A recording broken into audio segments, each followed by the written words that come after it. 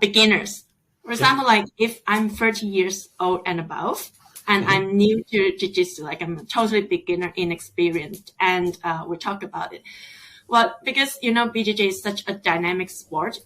As you mentioned in the beginning, you have takedowns and you have so many movements, and there are also like explosive parts of it. Like as a beginner, I find it so overwhelming. And if I want to improve my Jiu-Jitsu, like where do I even start with? Is it strength, cardio, or as you said, is it something else that you mentioned in the beginning, like mobility? Where do I start? I mean, if I'm honest, the amount of people that find jiu-jitsu over the age of 30 tend to be people who have very busy lives already. So the one thing that I would actually consider or I would push people towards more is getting their body to move better. How well their hips move, how well their shoulder moves. Low back and neck are two of the biggest things that get jacked up in jiu-jitsu. So I would get them to focus on learning how to move better first. A lot of jiu-jitsu people go to yoga, and yoga's great. But yoga in and of itself, in my personal opinion, I don't think is the best place to go for something like jiu-jitsu, because essentially you're not really learning how to strengthen your body through a full degree of movement. So, that would be the thing that I would focus on first and foremost, because, let's be honest, the biggest problem you see when people join jiu-jitsu, especially men, I would say, is that the only thing they have when they come in is a base level of strength. And so all they focus on doing is just try to push each other around the mats as strong as they can. And that's not learning.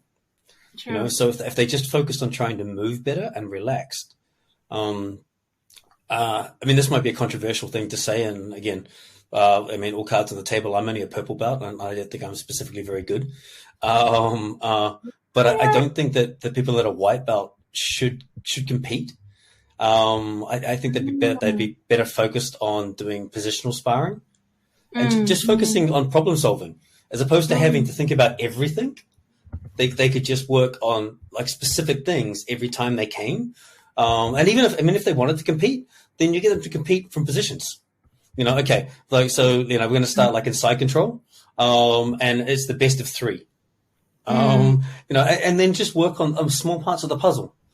And then I would say the best people, if you can find in any gym you go to, if you can find an engineer or a computer person, like an IT type person, I think they're the best people to learn from, just because of the way their minds work. They're very good at thinking in patterns and solutions. That's an interesting observation. I never heard of it would be good to find an engineer, a software developer. Trust me, I quit. When I first started jiu-jitsu, I quit 4 times. I hated it. It was so painful. Every time I went, I was getting beaten up, and I was like, this sucks. And then there was this guy called Graham, and he just explained things to me. He's like, okay, you need to do this. Very similar to if you've ever watched any of the John Danaher stuff. He talks about things in principles, and he breaks it down in a way that you're like, oh, okay, that makes sense. And it's just one of those things. And again, as I said, when I first started jiu-jitsu, and I'm a bad student, by the way, but the amount of people that actually made it to their blue belt was maybe 1 in 10. Everybody quit. Yeah. And I think one of the reasons they quit is they either got injured, or it just didn't make any sense. Because it's a hard skill to learn. It is. And as you said, they don't know how to move well, and they just use the strength. And it also depends. If you're lucky enough, you get a good teacher. Like a teacher that actually cares enough to be able to, because jiu-jitsu is one of the only things that when you go to, unless they have a specific beginner's class or intermediate class, you're thrown in with everybody. Yeah. And so everybody's there for their own reason. Yeah. So sometimes you're lucky enough that you get people that want to teach. Other times you got people that are there because they just want to learn and they want to be better. So, you know, Exactly. and then, I mean, even if you look at the schools in Hong Kong, all of them have a slightly different feel about them. True. Some places are very competition biased. Some Yeah. places are very community, and other places, you know, are very technical. You know, Yeah. and I mean, that's just the way it is.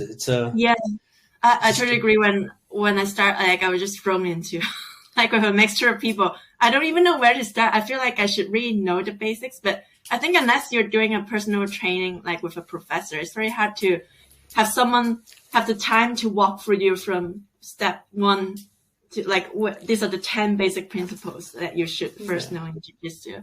And I mean, yeah. I guess to label that, the thing I would advise everybody to do, and this is the same thing with my personal training clients, is to keep a training diary. You know, I mean, like to think about, like, you know, what was one thing you took away from tonight? What's something you could work on?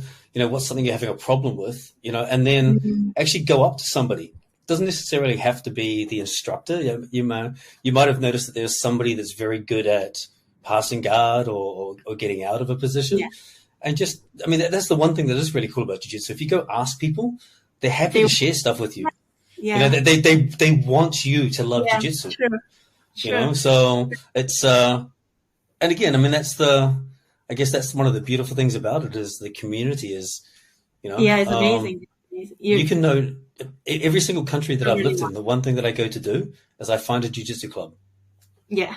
Yeah. Because it's how you meet people, you know, because you have that one thing in common.